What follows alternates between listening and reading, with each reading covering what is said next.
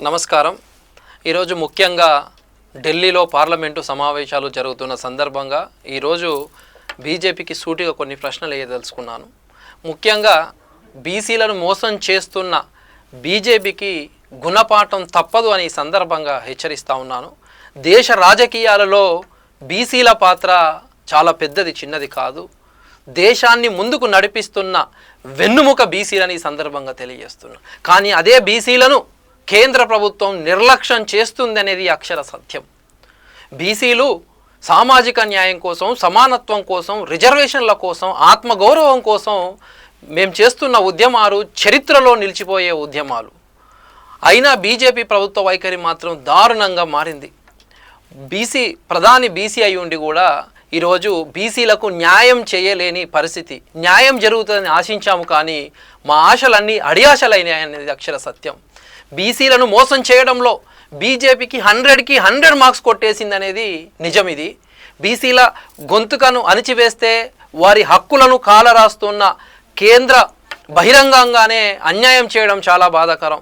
BC రిజర్వేషన్ల కోసం, సామాజిక న్యాయం కోసం దేశవ్యాప్తంగా దశాబ్దాలుగా పోరాటాలు జరుగుతున్నాయి, అందరికీ తెలిసిందే.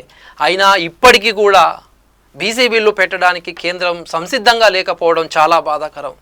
అనాదిగా బీసీలకు న్యాయం చేయాలనే ఒక ఉద్దేశంతోనే వచ్చిన అద్భుతమైన మండల్ కమిషన్ను అడ్డుకోవడానికి బీజేపీ ఎన్నో కుట్రలు చేసింది. చరిత్ర తెలిసిన విషయమే. ఇది చరిత్ర మొత్తం చూసిన విషయమేనే. దేశ జనాభాలో 52% పైగా బీసీలే.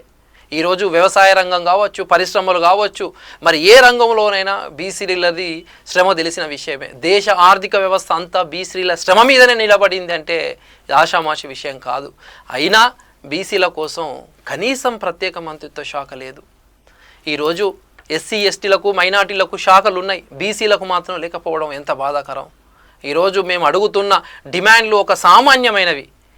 ఏది రాజ్యాంగ సవరణ చేసి బీసీ రిజర్వేషన్లకు ప్రొటెక్షన్ ఇవ్వండి, జనాభా ప్రాతిపదికన రిజర్వేషన్లు కల్పించండి. ఇవి మౌలిక హక్కులు.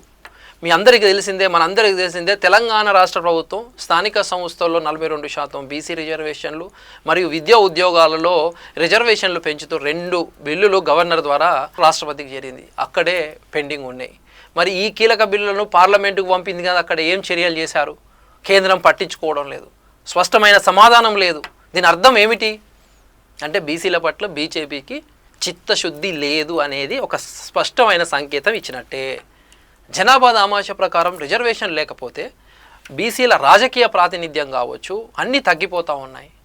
క్యాబినెట్లో బీసీ మంత్రులు లేరు, ఎమ్మెల్యేలు సరిగ్గా లేరు, ఉద్యోగాలలో, విద్యలలో బీసీలకు అవకాశాలు లేవు, తగ్గుతూ వచ్చినాయి.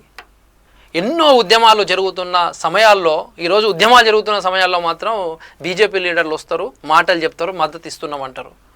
పార్లమెంట్లో మాత్రం నిశ్శబ్దంగా గప్చుపుగా కూర్చుంటారు. ఇదే బీజేపీ ద్వంద్వ వైఖరి. ఇంకెన్ని సంవత్సరాలు బీసీలను మోసం చేస్తారని ఈ వేదిక మీద నుంచి అడుగుతా ఉన్నాను. ఇక బీసీలు మౌనంగా ఉండరు అని ఈ సందర్భంగా తెలియజేస్తున్నారు. బీసీలందరూ ఐక్యంగా ఏకమవుతారని, బీసీలు చైతన్యవంతులు అవుతున్నారని, మా హక్కుల కోసం, రిజర్వేషన్ల కోసం తిరగబడే రోజు కూడా వస్తుందని ఈ సందర్భంగా హెచ్చరిస్తూ ఉన్నాను. బీసీలతో ఆడుతున్న ఈ రాజకీయ ఆటలకు బీజేపీ తప్పకుండా మూల్యం చెల్లించుకోవాల్సిందే అని ఇది హెచ్చరిస్తున్నాను. ఈ చరిత్ర మీకు రానున్న రోజులలో సమాధానం చెబుతుందని నేను చెప్తున్నాను. జై బీసీ, జై పూలే.